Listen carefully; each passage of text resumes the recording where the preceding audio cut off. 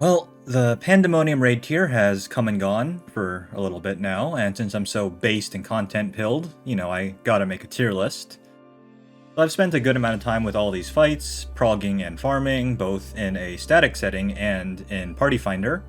A lot of what I say will be in the context of healer, because that is what I played for most of it. I've played a little bit of DPS on some of the fights, but the vast majority has been on healer, specifically Sage, but I've played a little bit of all the other healers too.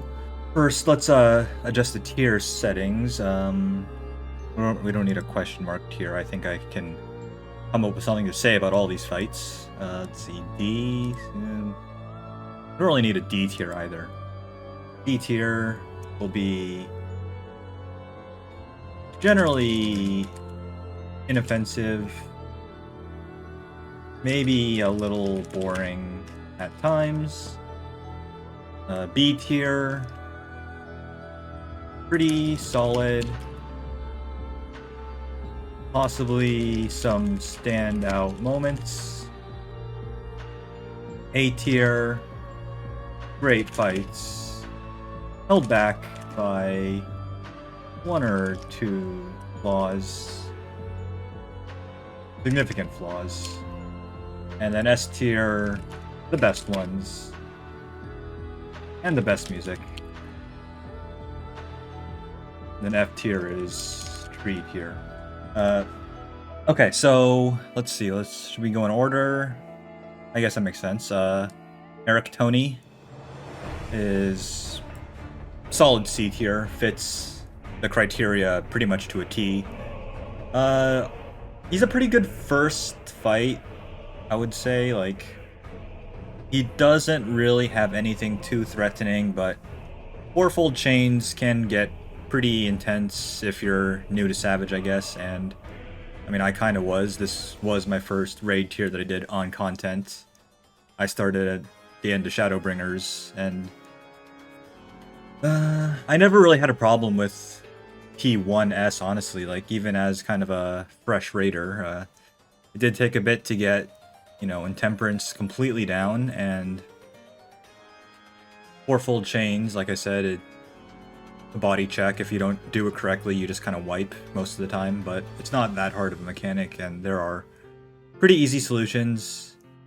Shining Cells is a non-mechanic, and I thought it was pretty funny how they had the tank damage down strat in Party Finder. Like, I get it, like, you want to sometimes just go for the most consistent way to get a clear, even if it is kind of stupid, but, like, it wasn't that hard of a mechanic to justify the damage down, in my opinion, but what do I know?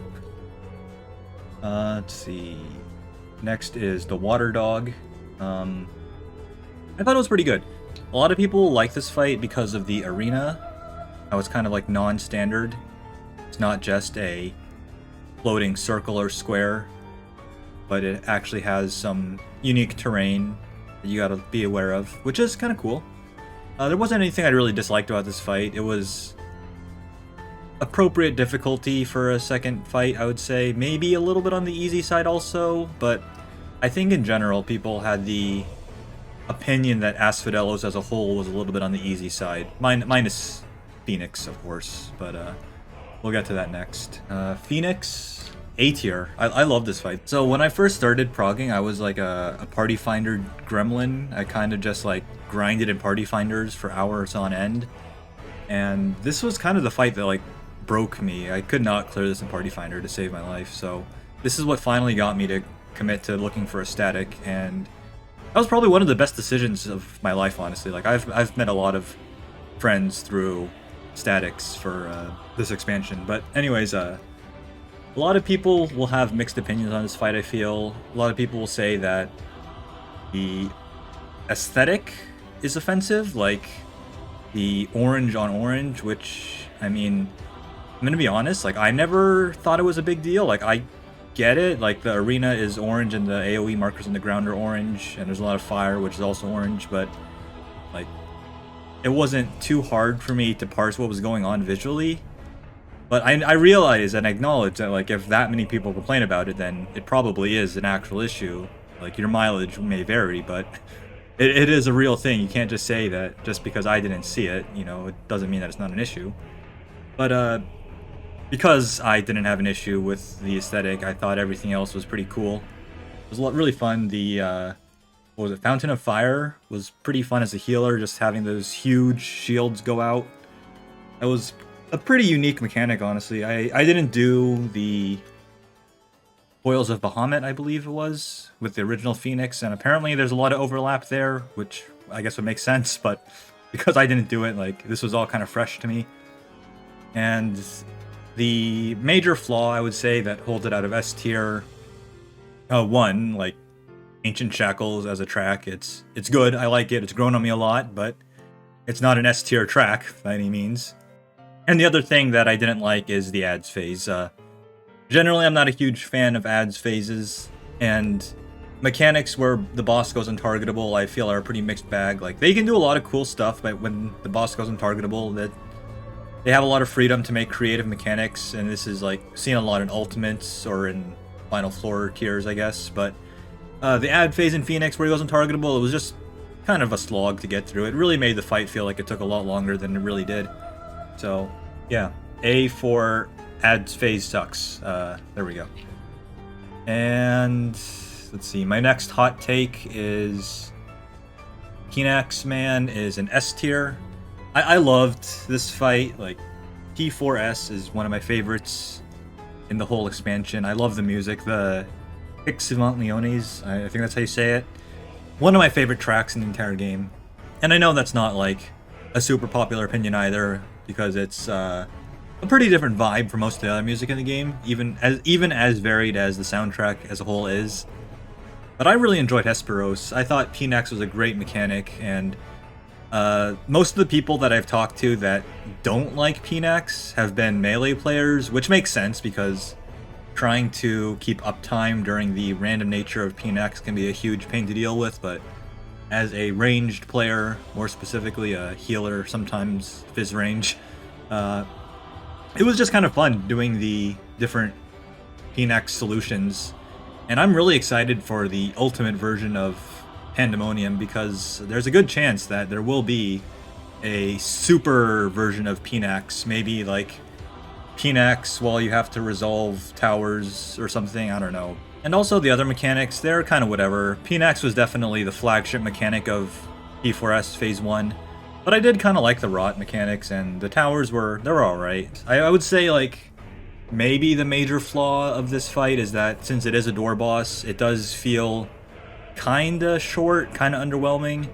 The other door bosses in this expansion don't really have that issue because they have either like multiple phases with unique mechanics, or they go untargetable to pad out the length. Like Athena's Limit Cut goes a long way in making her door boss phase feel like it lasts a lot longer than it does. But Pinax Man, he just kinda, he does Pinax, he does some towers, and then he does the same Pinax again. If they did like a spin on Pinax for the second set, I feel like it might have gone a ways making it feel a bit more fresh, but it wasn't that big enough of a deal to where I would dislike it. So I think low S tier that's my hot take. Alright, so next we have Proto Carbuncle. I'm gonna also put Proto Carbuncle in B tier. I think Carbuncle was probably like the second best fight in Abyssos, which I did not really have a very high opinion of overall. But I liked Proto Carbuncle. Devour is the main flagship mechanic, and honestly, like, they could have made this fight a lot more mean than it really is. Like, Devour only having 2 patterns that you have to know, and what is it, Ruby 2 or 3? The one where you have like the exploding quadrants that you have to resolve one at a time. I think that could have also been a lot more mean if they like didn't make it so telegraphed, or if they added more variance to it. But it makes sense for a first floor difficulty. I really think it would have been a lot more interesting if this was like a 3rd floor and then they just made the mechanics a lot harder. But as it is, it's a good challenging first floor. Nothing really else to say, like, other than the fact that I didn't really like how the mechanics all had the same names and the same, like, kind of aesthetic with the crystals. It was kind of neat having like different spins on the same move, but it did kind of make the fight hard to track what was going on at times, which is an issue that is very compounded by, well, honestly, like the 6 and 7 both have this issue, like Hegemon, Exchange of Agonies, Dark Dome, Cachexia, whatever. It's like it's. I always felt like I was losing my place in the fight, and I know that this is a sentiment that a lot of people echoed also. This was really just kind of a boring fight, but I didn't hate it too much. Like, Cachexia was kind of cool, I guess, and Cachexia 2 was also a really cool mechanic that we never actually resolved properly, because even on week 1 you could just kind of skip it with LB, and then by week 2 or 3 you could just outdamage it, so... this was really just kind of a nothing fight, which is a shame, because I thought it would be kind of cool from the normal mode, but he didn't really do anything that interesting with this fight, honestly. And that's probably for the better, because some of those mechanics could have been a lot more annoying than they are now. And not in like the fun challenge way, but just kind of annoying to look at what's going on, like if they made it any harder than it is. Tree tier, yeah, F, worst fight. A lot of people know why this fight's bad. You know, you just kind of have boring mechanics for a long time, and then it backloads the 3 harvest mechanics at the end, which are actually pretty interesting mechanics, but by that point you're just kind of like fatigued from all the nothing going on for like 7 minutes before, and then you wipe and have to do it all over again. Just not a very fun fight, not very good pacing. The other mechanic that's of note is Purgation, and as a caster it was kind of cool, like having to plan out my movement, but also kind of annoying having to like stockpile all my instant casts. I mean, now it's like, with the experience it's not terrible, but it just felt kind of annoying to deal with. And that's kind of the whole MO of this fight, just not difficult, just kind of annoying. And again, this was a shame, because I was really looking forward to something unique and cool with the arena. I had a lot of hopes for this fight from the normal mode. Like, it was kind of like the evolution of P2S, where they had the cool terrain, and I was hoping like, oh, maybe they'll have like unique mechanics that you have to solve as light parties separated on different platforms, but no, not really. They didn't really do anything too exciting with the terrain. So F for boring fight, F for unrealized potential, and also Scream is it's a good track, but I don't know, it wasn't really my jam. Let's see, next, Hephaestus. I think Hephaestus Door Boss is an A tier. I know that this was kind of a controversial fight just because of snakes and because of the RNG factor. If you get dog, like if you get dog first, like your 2 minutes get thrown out of whack. But I think Hephaestus was honestly pretty fun. Like, I didn't mind snakes. The gaze mechanic is actually pretty responsive after doing something like, I don't know, monitors and Omega Protocol. I feel like the snapshot on the snake gaze it's not too difficult to deal with. It is accurate to the debuff timer at least, which is nice.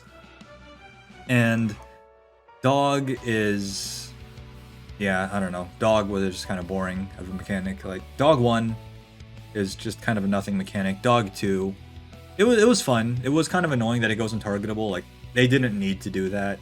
Actually, they probably did to make the mechanic work for melees at least, but having the untargetable phase there based on RNG essentially, it's kind of a baffling decision, especially since like for Snake and Snake 2 he just like stands still the entire time, so not really sure what was going on there, but overall I didn't mind the fight.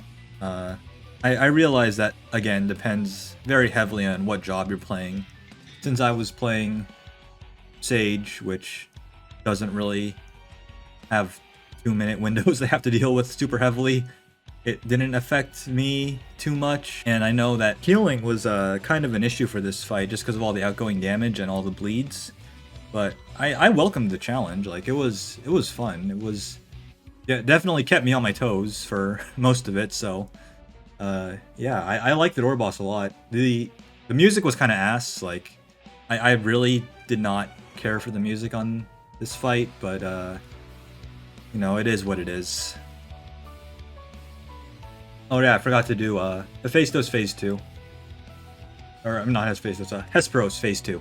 Hesperos Phase 2 S tier. I love this fight also. Like, it's the same track as the first one, so you know, it's automatically that means that it's a good fight because it has the same music as Phase 1, which, you know, they probably should have made a second track for it, but I don't know, I felt like Asphodelos just kind of had a lot lower budget. Like, they didn't even have voice acting for the funny vampire man, and I mean, they had it for white guy here, like random void creature. So you would think that at least like one of the major keywords they would at least give him a voice, but no, he doesn't even have voice acting. Anyways, the mechanics were really cool. I like the act mechanics. The way of separating the fight, like, it's very how do I say this? It plays very well into the whole like song and dance routine that the Final Fantasy XIV raids have going on as a whole, and the way they structured it into acts, it just really plays to that strength. I thought Curtain Call was a cool, like, soft enrage kind of thing. It was pretty tough as a healer on the early weeks, but you know, we live for those moments, right? So that's all there is to it. I just thought it was a really solid fight, really satisfying to take down. Fast-paced, fun, didn't overstay its welcome. No mechanics that I felt were a slog to get through. Well, I guess Act 1 is just kind of a nothing mechanic also. But, you know, it's short at least. It's just 2 sets of movements, so it's not like anything that would detract from it, I think. Where was I? Oh, yeah. Hephaestus Phase 2. I'm going to put it at like a high C tier. This might be a bit of a hot take also. I didn't like this fight that much. I thought it was very cool thematically and visually, but the fight itself was kind of boring. I didn't really like High Concept that much. It just felt like it was too much waiting, too much not really doing anything, especially since you can't really hit the boss. And for this one, I feel like maybe they thought it would be too hard if the boss was targetable during it, but I don't feel like there was a reason to make the boss untargetable during High Concept. I guess it would like suck for melees, but you know, just make the hitbox bigger. Just make the hitbox the whole arena or something. It's already like 3/4 of the way to that point anyways. You just go all the way at it, right? So I don't know. Other than that, the music I thought kind of was bad. I'm not gonna sugarcoat it. Like, I thought the music was really boring for a final phase. And what else was there? There was natural alignment, High Concept, Dominion, I think. Was that what it was with the towers? That was alright, I guess. That was just kind of a filler mechanic. Natural alignment too, with the reverse elements. I thought that was kind of a neat twist, I guess, but really it wasn't all that interesting of a fight. I feel I prefer more execution-based fights than puzzle-based fights, honestly. I'm not like a week 1 progger. There was like, by the time I got here, all the strats were figured out, and there was like a simulator, so it's, maybe you could say that that's like sabotaging my own enjoyment, but I do prefer fights that have more lasting value. I guess that is how I would put it. Let's see. Okay, so that's all of Abyssos. Yeah, Abyssos did not score very well. All right, next is finally Anabosios. Is that how it's said? Current raid tier. Hokkaidos, I think, is a B tier. I feel like it's kind of in the same territory as Carbuncle, where it's challenging for a first floor, but not in a way that exceeds what you would want for a first floor. Like, There were the 11 strike memes at first, and also I will die on the hill that the, what is it, Oppo strat is better than the JP quote-unquote brain-dead strat, but, you know, it is what it is. It's not that hard of a mechanic once you figure it out, I think. It's just, it just does take a while to conceptualize the movement for limit cut.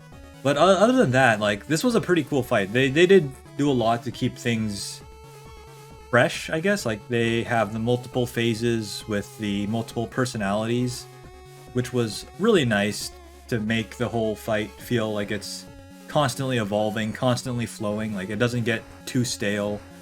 I guess, like, the ice fire stuff that they use a lot, it is maybe you could argue that, like, they overuse it a bit, but I feel like they mix it in at the right times to make it not feel like it's overstaying its welcome.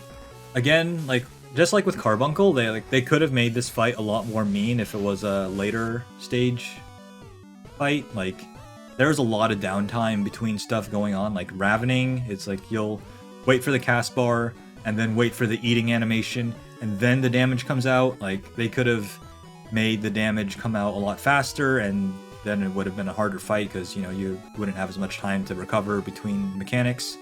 There's even just between, like, the fire ice, electric ice, there's a lot of time to do stuff. Yeah, other than that, like, it's pretty good pacing for a first floor fight, and the music absolutely slaps. I love, what is it, One with the Weary, I think is what it's called. It's a great track, fantastic track that really uses all the elements of Pandaemonium. So I am a sucker for a good recurring motif in music.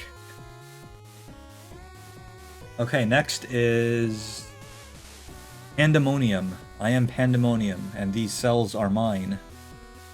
Yeah, A tier. This is a great fight. A lot of people love this fight. It is pretty notorious for being, like, unclearable in Party Finder, I guess, because of the bonds.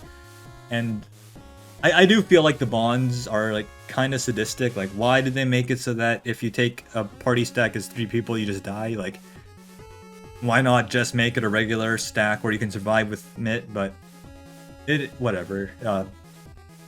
The whole concept of the fight is just really cool. How you interact with the webs and the platforms and the launch pad turrets. That's just, everything in this fight feels very experimental, I would say. And I would say that they stuck the landing pretty well, unlike some of my tanks, if you know what I'm saying. But yeah, I think this was a good fight. It's not perfect. The turrets is a pretty boring mechanic that takes up just a ton of time just because of how long it takes for all the turrets to go off. I don't like the turrets. Let's see what else. There's like the everything after Harrowing Hell is just kind of nothing, I guess. Like, maybe it's supposed to be like a victory lap kind of thing where the boss has run out of steam and is just kind of throwing repeat mechanics at you until enraged, but I don't know. They could have put at least something there. They put Parted Plumes there, which is it's whatever. It's kind of just the same mechanic from normal mode. I don't know. I'm just nitpicking at this point. I don't think it's a super fun fight that I would put in S tier, but I don't really have any major complaints about it, so A tier seems like a good placement for it. Themis. I don't know if this is a hot take, but I didn't like this fight that much. I'm gonna put it in, like, C tier. Maybe, like, a higher C tier, but it's... I don't really have anything good to say about it. Like, honestly, it's just not very satisfying to play. The mechanics, they're all very repetitive and just not super fun to resolve. It's... I don't know. I don't really have anything to say about it other than it's just not that fun. I don't like the music. I did say that I do like good recurring motifs, but this just feels like a weaker version of To the Edge. And I know what they were going for. Like, I guess the mood fits pretty well with what they were going for, but it's just not really something super exciting for penultimate floor. Again, it's just my opinion. I know a lot of people would probably like this fight because it is cool fighting Elidibus again, like, in his true form and not as the Warrior of Light. But I think they probably could have done something more exciting with this fight, especially in Savage. Like, when I saw this fight in normal mode, I just had a bad feeling that it would just be kind of a nothing fight in Savage, and for the most part, it kind of is. I guess Dark and Light is a pretty cool mechanic, like having to resolve stuff while tethered to your partner. That's kind of cool, I guess. Oh, and also, I probably wouldn't be on harsh on it if it wasn't like deceptively difficult. People just constantly getting caught off guard by the most mundane mechanics. Like, I know I'm not saying that it's a super easy fight. It is still the penultimate floor, but because everything looks so mundane, it just feels worse when you wipe to stuff, and that doesn't really make a whole lot of rational sense, but its feelings are just as valid. Okay, Athena, Door Boss, is the last S tier that I'm gonna give this expansion. I really loved Door Boss for Athena. I thought all the super chain mechanics felt really satisfying to pull off. Limit Cut, it felt a little bit more finicky than I would have liked, but it's not a terrible mechanic for a, I guess, untargetable phase. I do think that what they do with the platforms for, what is it, Paradigma, I think? That was pretty neat, like having to move towers so that they could be soaked by people on opposite platforms, and that was cool. And like the Door Bosses before it, the pacing is pretty good. It doesn't really overstay its welcome, but it doesn't have the issue of P4S Door Boss where it feels just where it ends too quickly. Just I feel like the Limit Cut being there does a lot to improve the pacing of the fight, even if I'm not the biggest fan of the Limit Cut mechanic as a whole. Also, the music is phenomenal. It slaps. It's a banger. It's one of the best tracks in the expansion again.